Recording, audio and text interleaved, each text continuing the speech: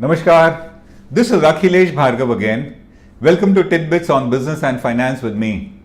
Last Thursday, Mr. Raghav Bahl, a prominent media baron, the founder of the popular website Quint and the founder of TV18, a news network that was finally sold to Reliance Industries Limited by him in the year 2014. He was subjected to what he called a gruelling income tax raid that lasted for 23 hours. His residence was searched, his offices were searched. His wife and mother, as he says, were confined. They were not allowed to communicate, they were denied any access to cell phones or the need to take advice from consultants. They were questioned, his staff was questioned, statements were recorded on oath, and backups were taken of data on cell phones and of computers. I'm sure they would have also examined the books of accounts and other records of Mr. Raghav Bahl's companies. The raid lasted for 23 hours. The Income Tax Department says that the reason for the raid was Mr. Raghav Bahl's bogus claim for deduction of long-term capital gains of rupees 100 crores. A claim that Mr. Raghav Bahl clearly denies. Mr. Bahl is a media baron in his own right, as I said, and he is a member of the Executive Council of the Editors Guild of India. He has also been a trenchant critic of the present government, and that is what raised questions about the motives for the income tax raid against him on a point which is very debatable. The raid was thus termed to be a motivated one and one which is meant to curb the freedom of the press. It obviously hit national headlines. Now, before we get into the motives of the raid and its justification and whether the raid was a bona fide one, let me tell you, in any income tax raid, certain uniform standard procedures are followed. And what are those procedures? As soon as a raid commences, people are confined because the department needs to ensure that nothing is destroyed or whisked away. Thus, persons being confined, persons being denied access to any communication facilities, persons being denied rights to even communicate with their consultants, staff being interrogated, statements being recorded on oath, questioning being done about transactions, about assets and liabilities, backup data being taken of computers, cell phones, etc., and even third parties being summoned are very routine procedures. These are very wide-ranging powers that any income tax raid comes with. But then, let me also tell you, there are wide-ranging powers of the seniors of the Income Tax Department to ensure that these powers are not misused. They are also under a surveillance while the raid takes place. So, if Mr. Raghav Bahl complains or says that it was a grueling 23 hours, let me tell you, he was not subjected, or his staff or family was not subjected to anything extraordinary or abnormal.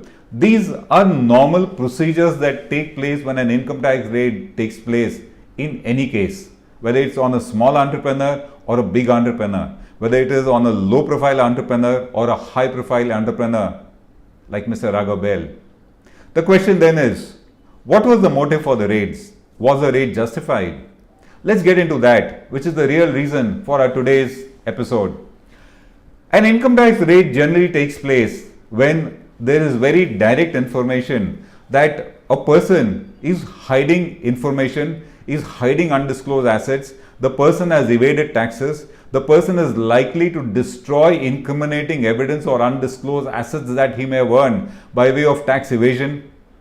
It also takes place where the Income Tax Department has a very direct feeling or reason to believe that the party will be non-cooperative or might even run away. It is in these circumstances that an income tax raid is conducted. An income tax raid is not conducted or is not supposed to be conducted when the issue is a debatable or a contentious one.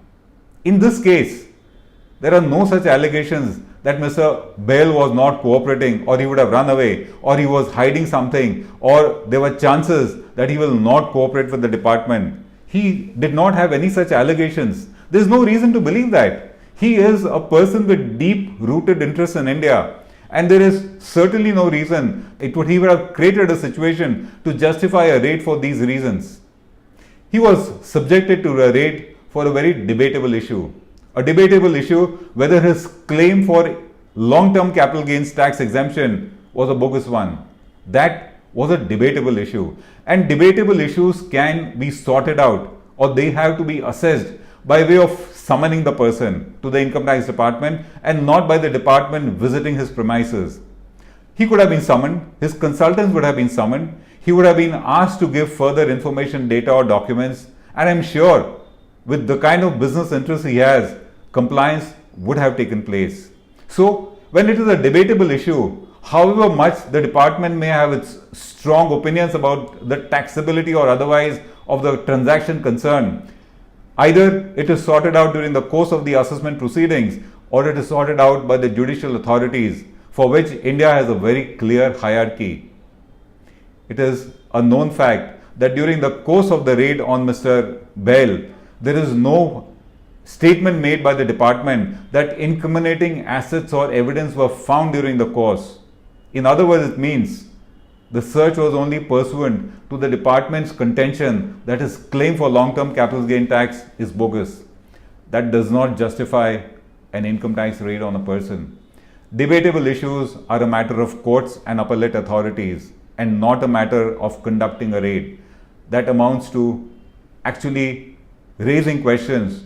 Was the motive of the raid meant to be an income tax issue or was it something else? Such kind of an intimidating action, when it looks that it is not for an income tax related matter, it does raise questions and it does raise allegations that the search was motivated or meant to curb the freedom of the press. This is Akhilesh Bhargava signing off till we meet again. Namaskar.